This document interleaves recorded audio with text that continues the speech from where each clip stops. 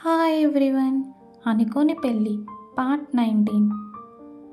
గమనిక: ఈ పాత్రలు నటులకు సంబంధించినవి కావు. ఇది కేవలం కల్పిత ప్రయోజనం కోసం మాత్రమే. ఏదైనా తప్పులు ఉంటే క్షమించండి. వద్దు, మరియు నేను నీకు విడాకులు ఇవ్వను అని రేయాన్ష్ అన్నాడు. నేను ఈ వివాహానికి ఒక అవకాశం ఇవ్వాలనుకుంటున్నాను అని చెబితే నువ్వు చేస్తావా అని అడిగాడు రేయాన్ష్. మాన్వి ఆశ్చర్యపోయింది. మాటలు రాలేదు. నాకు ఖచ్చితంగా తెలియదు, మరియు నువ్వు చేసిన దాని తర్వాత నిజాయితీగా చెప్పాలంటే ఇది నాకు ఇష్టం లేదు అని మాన్వి అన్నది. అందుకే నేను ప్రయత్నిస్తున్నాను. నీ సమయం తీసుకో. చివరికి నీకు ఇంకా ఖచ్చితంగా తెలియకపోతే మనం విడిపోదాము అని రేయాన్ష్ అన్నాడు. ఆ మాటలకు మాన్వి మనసు నొప్పిగా అనిపించింది. రేయాన్ష్ కళ్ళు మూసుకున్నాడు. మాన్వి మాత్రం నిశ్శబ్దంగా అతన్ని చూస్తూ నిలబడి ఉంది. ఇప్పుడు అతన్ని చూడటం మాన్వికు బాధగా అనిపించింది. మాన్వి విడాకుల గురించి చెప్పినప్పుడు రేయాన్ష్లో ఏదో ముక్కలైనట్లు అనిపించింది. రేయాన్ష్ ఇలా ఎందుకు భావిస్తున్నాడో తనకే అర్థం కావడం లేదు. రేయాన్ష్ బలహీనంగా ఉండకూడదు అనుకున్నాడు. రేయాన్ష్ ఎప్పుడూ బలహీనంగా లేడు, కానీ ఈ భావన రేయాన్ష్కి అది ఒక వింతగా నచ్చుతుంది. జై రేయాన్ష్కి మాన్వి మరియు తను దిగిన సెల్ఫీని పంపినప్పుడు రేయాన్ష్ దాన్ని పోగొట్టుకున్నాడు. సహనమంతా పోయింది. రేయాన్ష్ అన్నీ నాశనం చేసి ఉండకపోతే బహుశా వాళ్ళు ఇప్పుడు దగ్గరగా ఉండేవాళ్ళు ఏమో. తనతో తప్ప అందరితో మాన్వి చిరునవ్వు చూసి రేయాన్ష్కి అసూయ కలిగింది. విడాకులు అనే పదం వింటేనే రేయాన్ష్ గుండె నొప్పిగా అనిపిస్తుంది. ఒక విషయం మాత్రం స్పష్టంగా ఉంది రేయాన్ష్కు. మాన్వికు విడాకులు ఇవ్వడం రేయాన్ష్కి అస్సలు ఇష్టం లేదు. కారణం రేయాన్ష్ మాన్వికి చెప్పలేదు. ఎందుకంటే రేయాన్ష్కి కూడా తెలియదు. కానీ మాన్వి వెళ్ళిపోవాలనుకుంటే రేయాన్ష్ మాన్విను ఆపడు. ఆ రోజు సాయంత్రం రేయాన్ష్ లివింగ్ రూమ్లో కూర్చున్నాడు. పనికి దూరంగా ఉండమని అమ్మ రేయాన్ష్కి గట్టిగా చెప్పింది. నిర్లక్ష్యంగా ఉన్నందుకు నాన్న, చాచు రేయాన్ష్ని తిట్టారు. ఆ తుపాకీ రేయాన్ష్ చేతికి పెద్దగా నష్టం కలిగించలేదు, కొంచెం మాత్రమే. రేయాన్ష్ పూర్తిగా బాగున్నాడు, ఎందుకంటే రేయాన్ష్ కుటుంబం అతన్ని చాలా జాగ్రత్తగా చూసుకుంటుంది. రేయాన్ష్ తుపాకీని శుభ్రం చేస్తుండగా బుల్లెట్ పేలిందని అబద్ధం చెప్పాడు ఇంట్లో వాళ్ళందరికీ. దీన్ని నమ్మడానికి వాళ్ళకి సమయం పట్టింది, కానీ రేయాన్ష్ వారిని నమ్మించాడు. అన్నయ్య అని అరుస్తూ కళ్ళ నిండా నీళ్లు పెట్టుకుని రియా ఇంట్లోకి పరిగెత్తుకుని వచ్చింది. నువ్వు ఇంత నిర్లక్ష్యంగా ఎలా ఉండగలిగావు అని రియా రేయాన్ష్ చేతిని చూస్తూ ఏడుస్తుంది. రేయాన్ష్ రియా కన్నీళ్లను తుడుస్తున్నాడు. క్షమించు అని రేయాన్ష్ అన్నాడు. రియా వెంటనే ఒక ప్రొఫెషనల్ లాగా రేయాన్ష్కి ఉపన్యాసం ఇవ్వడం ప్రారంభించింది. రేయాన్ష్ నిశ్శబ్దంగా మంచి సోదరుడిలా వింటూ ఉన్నాడు. జై మాత్రం రియాని మృదువైన కళ్ళతో చూస్తున్నాడు. ఆ వ్యక్తి రేయాన్ష్ సోదరి అయిన రియాను పూర్తిగా ప్రేమిస్తున్నాడు. జయ రియాను చాలా సంవత్సరాలుగా ప్రేమిస్తున్నాడు. రియా కూడా అతన్ని ప్రేమిస్తుంది. కానీ జై చాలా పిరికివాడు. రియాకు యువరాణి చికిత్స ఒక ప్రతిపాదన కావాలి, కానీ అది కుటుంబంతో విషయాలను ప్రభావితం చేస్తుందని జై భయపడుతూ ఉన్నాడు. జాగ్రత్తగా ఉండు అలా చెప్తూ సరేనా అన్నయ్య అని రియా అడుగుతుంది. రియా ఏం చెప్పిందో కూడా తెలియక రేయాన్ష్ మాత్రం తల ఊపాడు. అన్నయ్య, ధర్మ్ మరియు రాజ్ దిగులుగా ముఖాలు చూసుకుంటూ కనిపించారు. రేయాన్ష్ తన చిన్న తమ్ముళ్లను ఎలా మర్చిపోగలడు?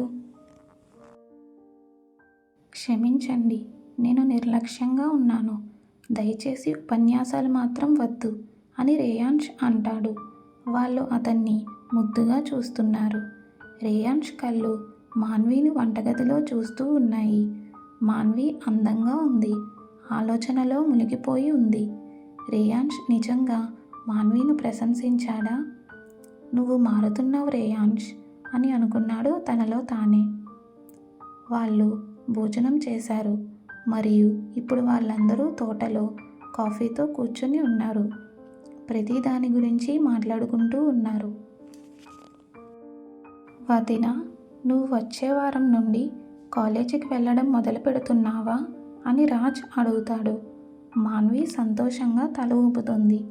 నేను కూడా రేపటి నుంచి ఆఫీస్కి చేరుకుంటాను అని జై చెప్తాడు.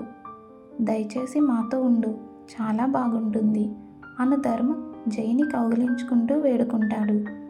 ఉండాలని ఉంది, కానీ ఎవరికైనా నేను ఉండడం ఇష్టం లేకపోవచ్చు అని జై కిందకి చూస్తున్న రియా వైపు చూస్తూ అంటాడు. అంటే అది మా అమ్మకి ఇష్టం లేకపోవచ్చు అని జై త్వరగా అంటాడు. జై ఎక్కడికి వెళ్ళడం లేదు అని రేయాన్ష్ గట్టిగా అంటాడు. జై రేయాన్ష్ వైపు చూస్తాడు. చూద్దాం అని సవాలు చేస్తాడు. రేపు ఆదివారం కదా, ఎక్కడికైనా వెళ్దాం అందరం అని రియా సూచిస్తుంది. ధర్మ్ మరియు రాజ్ ఉత్సాహంగా ఎగిరి గంతులేస్తారు. అవును అవును వెళ్దాం అన్నయ్య, చాలా రోజులైంది, మనం అందరం బయటకు వెళ్దాం. మరియు వదిన ఒక్కసారి కూడా మాతో బయటికి రాలేదు, అందరం కలిసి వెళ్దాం అని ధర్మ్ అంటాడు. రేయాన్ష్ మాన్వి వైపు చూస్తాడు. మాన్వి దూరంగా చూస్తూ ఉంది. కానీ మాన్వి రేయాన్ష్ వైపు చూస్తూ ఉండడం రేయాన్ష్ గమనించాడు. అయితే రేపు వెళ్దాం అని జై అంటాడు. సరే, డే అవుట్ అంతే అని రేయాన్ష్ నిర్ధారిస్తాడు. అందరూ గంతులు వేస్తారు. కానీ మీ చేయి అని మాన్వి అంటుంటే రేయాన్ష్ గుండె వేగంగా కొట్టుకుంటుంది. ఓహో, ప్రేమ గాలిలో ఉంది అని ఆ ముగ్గురు మాన్విను ఆట పట్టిస్తారు. లేదు, నేను చెప్పాలనుకున్నది అది ఇంకా నయం కాలేదు కదా గాయం అని మాన్వి కంగారుగా సమర్థించుకుంటుంది. మాన్వి ఆందోళన చూసి రేయాన్ష్ నవ్వుతాడు. మళ్ళీ మాన్వి ఎంత స్వచ్ఛమైనదో చూడనందుకు రేయాన్ష్ ఎంత మూర్ఖుడో రేయాన్ష్కి పూర్తిగా అర్థమవుతుంది. లేదు, పర్వాలేదు, పెద్దగా నొప్పి లేదు అని రేయాన్ష్ మాన్వికు భరోసా ఇస్తాడు. మాన్వి తల ఊపుతుంది. సరే, పూర్తయింది, మనం వెళ్తున్నాం అని జై అంటాడు. అందరూ అంగీకరిస్తారు. తరువాత గదిలో రేయాన్ష్ తన దూరాన్ని పాటిస్తూ పడుకుంటాడు. మాన్వి అసౌకర్యంగా ఉండకూడదని రేయాన్ష్ కోరుకుంటున్నాడు. మాన్వి తన రాత్రి దినచర్యను ముగించి రేయాన్ష్ పక్కన పడుకుంటుంది. మీరు మందులు వేసుకున్నారా అని మాన్వి అడుగుతుంది. రేయాన్ష్ నవ్వుతూ తల ఊపాడు. గుడ్ నైట్ అని మాన్వి దుప్పటి పైకి లాక్కుని చెప్తుంది. గుడ్ నైట్ నా భార్య అని రేయాన్ష్ నెమ్మదిగా చెప్తాడు. మాన్వి సిగ్గుతో స్తంభిస్తుంది. రేయాన్ష్కు ఇది ఎంతగా నచ్చిందో చూస్తే ఎవరికైనా అర్థమవుతుంది. రేయాన్ష్ తనంతట తాను నవ్వుతూనే ఉన్నాడు. సిద్ధంగా ఉండు రేయాన్ష్, రేపు పెళ్ళైన 20 రోజులకు మొదటిసారి నువ్వు మాన్వి కలిసి బయటకు వెళ్తున్నారు అని రేయాన్ష్ అనుకుంటాడు. ఆ ఆలోచన రేయాన్ష్ లోపల చిన్నపిల్లవాడి ఉత్సాహంలా గుబులు పెడుతూ ఉంది. తన మొదటి పిక్నిక్కు వెళ్తున్న పిల్లవాడికి వచ్చే ఆ అమాయకమైన ఆనందం రేయాన్ష్ ముఖం మీద స్పష్టంగా కనిపిస్తుంది. చివరికి రేయాన్ష్ కళ్ళు మూసుకొని మంచం మీద పడుకుంటాడు. రేపటి రోజున మాన్వితో గడపబోయే సమయాన్ని ఊహించుకుంటూ ఆనందంగా కలల ప్రపంచంలోకి జారిపోయాడు రేయాన్ష్. మరుసటి ఉదయం రేయాన్ష్ గొప్ప నిద్ర నుండి మేల్కొన్నాడు. ఆ ఉదయం ఇప్పటి వరకు ఎన్నడూ లేనంత అందంగా అనిపించింది. ఎందుకంటే రేయాన్ష్ చూస్తున్న దృశ్యం రేయాన్ష్ పక్కనే దేవదూతలా నిద్రపోతున్న మాన్వి. రేయాన్ష్ హృదయాన్ని ఏదో విచిత్రంగా హత్తుకుంది. రేయాన్ష్కి ఇలా ఎందుకు అనిపిస్తుందో అతనే ఆశ్చర్యపడ్డాడు. మాన్వి ముఖం మీద ఒక వెంట్రుక పడడం చూసి అది మాన్వీను ఇబ్బంది పెట్టవచ్చని భావించిన రేయాన్స్ దగ్గరగా వెళ్ళి మెల్లగా చెవి వెనకకు ఆ వెంట్రుకను తొలగించాడు. మాన్వి చర్మం మచ్చలేనిదని చూసి ఇంత అందమైన భార్య తనకి దక్కడం అదృష్టమని రేయాన్స్ అనిపించుకున్నాడు. ఈ గ్రహం మీద నేనే అతిపెద్ద మూర్ఖుణ్ణి అని గ్రహించిన రోజు రేయాన్స్ దృష్టిలో ఇది 6వ రోజు. కొద్దిసేపు మాన్వీని ఆరాధించి చూసిన రేయాన్స్ బాత్రూంకి వెళ్ళి రెడీ అయ్యి తిరిగి వచ్చాడు. అప్పటికే మాన్వి మంచంపై కూర్చుని ఉంది. గుడ్ మార్నింగ్ అని రేయాన్స్ అన్నాడు. మాన్వి పైకి చూసి చిన్న చిరునవ్వు నవ్వింది. గుడ్ మార్నింగ్, మీ చెయ్యి ఎలా ఉంది అని మాన్వి శ్రద్ధగా అడుగుతుంది రేయాన్స్ను. ఆ శ్రద్ధ రేయాన్స్ కడుపులో సీతాకోక చిలుకలు లేచినట్లు అనిపించింది. ఇప్పుడు అంతా బాగానే ఉంది అని చెప్పి మాన్వి సిద్ధం కావడానికి స్థలం ఇచ్చేందుకు రేయాన్స్ గది నుండి బయటకు వచ్చాడు.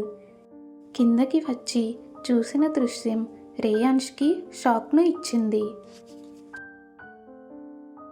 Next part continuous. రేయాన్స్ మరియు మాన్వి అనుకోని పెళ్లి జీవితాన్ని తెలుసుకోవడానికి లైక్ చేసి, షేర్ చేసి, సబ్స్క్రైబ్ చేయండి. Thanks for watching.